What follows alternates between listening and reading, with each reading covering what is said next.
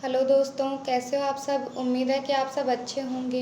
मैं अनीता शर्मा मेरे YouTube channel knowledge of psychology में आप सभी का स्वागत करती हूँ।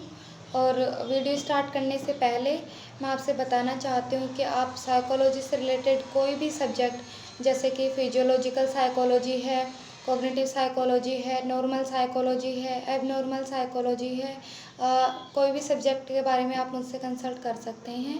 एंड जो कुछ भी आपको पूछना है आप कमेंट सेक्शन में मुझे कमेंट कर सकते हैं। तो चलिए आज की वीडियो हम स्टार्ट करते हैं। हम साइकोलॉजी के बारे में पढ़ेंगे तो हम क्या है इसके बारे में स्टार्टिंग से समझेंगे।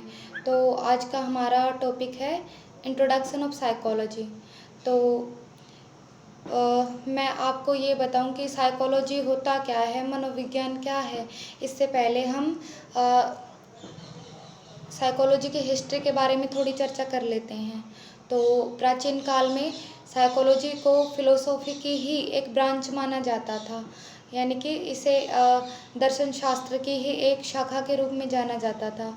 लेकिन विलियम वुंट ने 1879 में पहली लैब बनाई तथा उसके बाद साइकोलॉजी को एक अलग सब्जेक्ट के रूप में पहचान मिलने लगी। इसे एक अलग सब्जेक्ट के रूप में जाना जाने लगा। अब हम बात करते हैं कि साइकोलॉजी होती क्या है या फिर मनोविज्ञान क्या है। तो हम सबसे पहले बात करेंगे इसके वर्ड की। तो साइकोलॉजी वर्ड का यूज़ सर्वप्रथम रुडोल्फ गोकल ने 1590 में यूज़ किया था। तो अब हम बात करते हैं साइकोलॉजी वर्ड दो लैटिन भाषा के दो वर्डों से मिलकर बना है, साइकी प्लस लोगोस। तो इसको कुछ लोग साइकी भी कहते हैं, कुछ साइक भी कहते हैं। तो साइक प्लस लोग्स, तो साइकी का अर्थ होता है आत्मा एंड लोग्स का अर्थ होता है अध्ययन या फिर ज्ञान, विज्ञान। तो इसका ओवरऑल मतलब होता है आत्मा का विज्ञान या फिर आत्मा का अध्ययन। इसलिए साइकोलॉजी को आत्मा का अध्ययन भी कहा जाता है।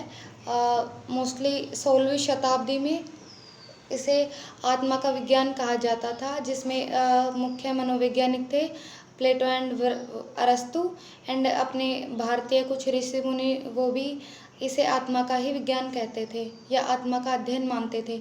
उसके पश्चात 17वीं शताब्दी में इसे मन का विज्ञान कहा जाने लगा।